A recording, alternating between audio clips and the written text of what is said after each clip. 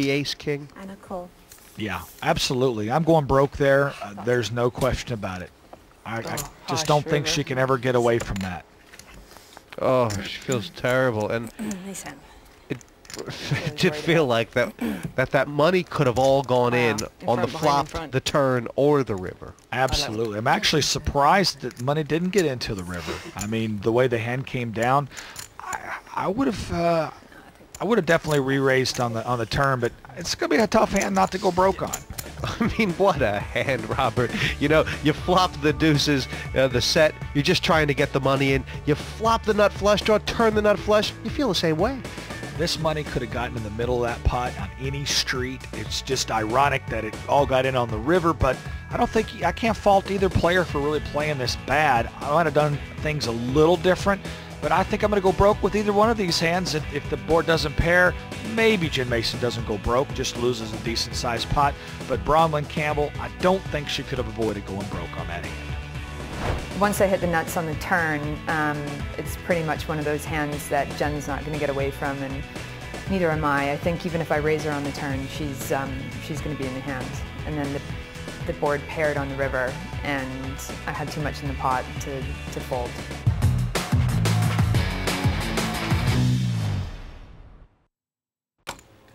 Well, that a golden touch for Jen Mason.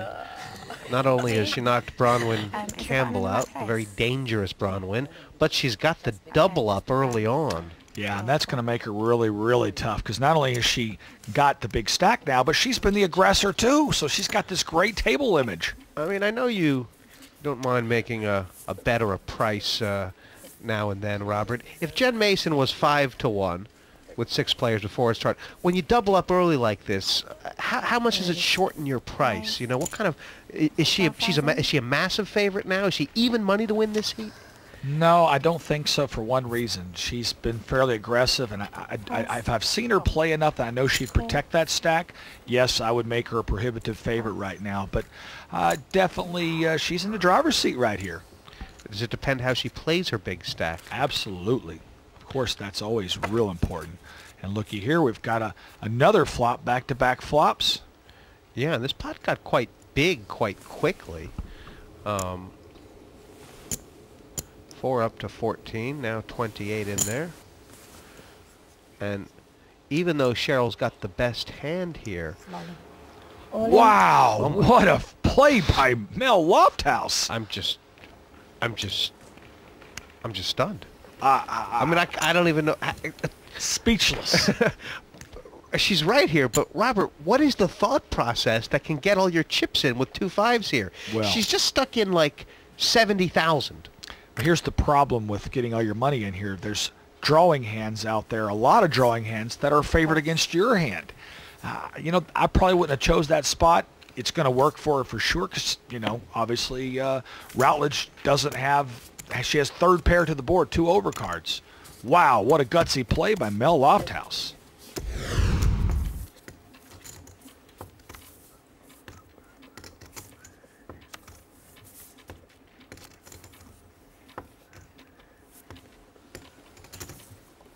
Pass.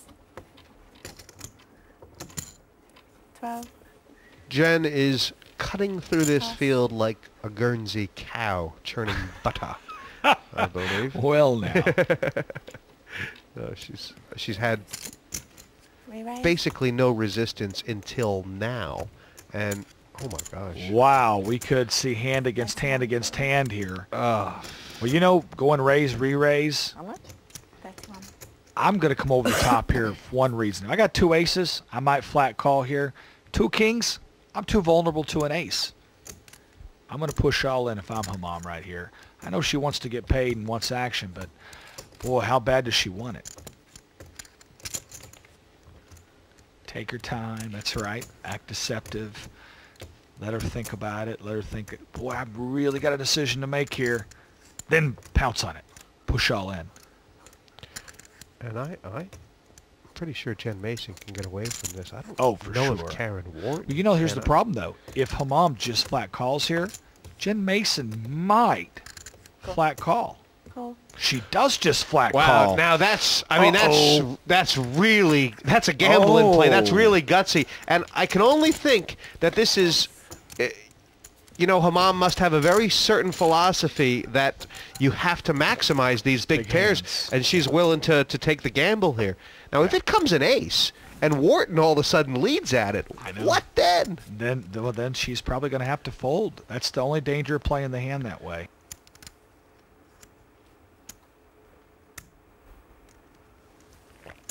You know, actually, to the raise and the re-raise, you wouldn't I actually think- think Hamam has a queen here, would She you? bet 18,000 of this big old pot. 74,000. She bet 18,000. I wouldn't blame Hamam for just flat calling again right here. 4-5 queen Raise. rainbow Raise. looks pretty innocent.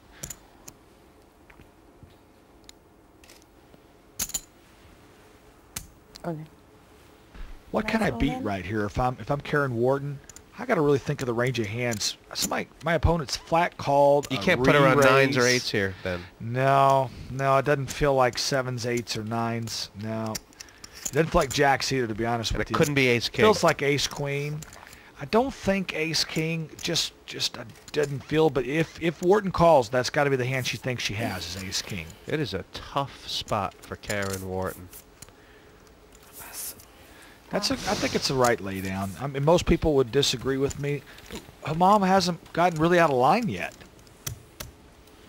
And it's interesting, really, because Hamam, for the way she played the hand, which was Mason, dangerous, there was it only actually got her There is Mason. 18,000 extra after she put the money in.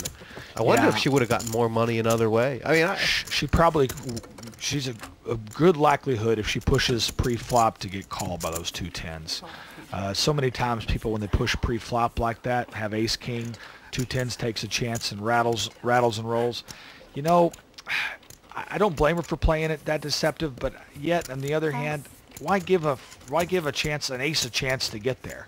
I think it was exciting that Hamam's got the guts to play it like that. I think it's Yeah. even more exciting that Pass. Karen has found a way not to go broke there. I mean, these, you know, it's only one winner here, and yet these ladies are playing like they're playing for their life. You know, it's great. Raise 12 more. There's a limp from Jen on the button, and Karen has pushed here. Call. Yeah, I think Jen Mason's going to have to stop limping quite as much. She's wanting to play every hand. I think, you know, at that point, go ahead and open it up for a raise. But, wow, Jen Mason decided to defend here. This feels like one of those pots where Jen Mason could easily be forced to play a big pot sort of against her wishes. Well, look at this. Well, she does flop an open-end straight draw. Check. Oh, if it's check to me there, boy, that's it. Pounce on it, and she does. Karen? Don't have to worry about that from Jen Mason. She's pretty good at pouncing on these pots. That's the kind of player I like to check. Check trap, check raise. Of course, I don't think Karen Wharton's in a position to do any check raising right here with this flop. Well, I wonder. I mean, I really do wonder, because why did Karen check? What was in her mind? Well, a better question is, why did she check and now consider calling? If you're considering calling at all, go ahead and bet, lead out. But, yeah, I don't know. I don't like any part of how Karen played that pot, Karen Wharton, right there. She's managed to keep herself in the tournament. All the chips could have gone in there, certainly, but she's only got 39,000. And for Mason, whew, 14 hands won. Yeah. Well, when you play most of the hands, you're going to win a lot of them, but she's played extremely well all the same. Anyway. Well, Wharton did not only lose the last pot, she's just seen the blinds go up to 3 and 6,000, which puts her stack on 6 big blinds.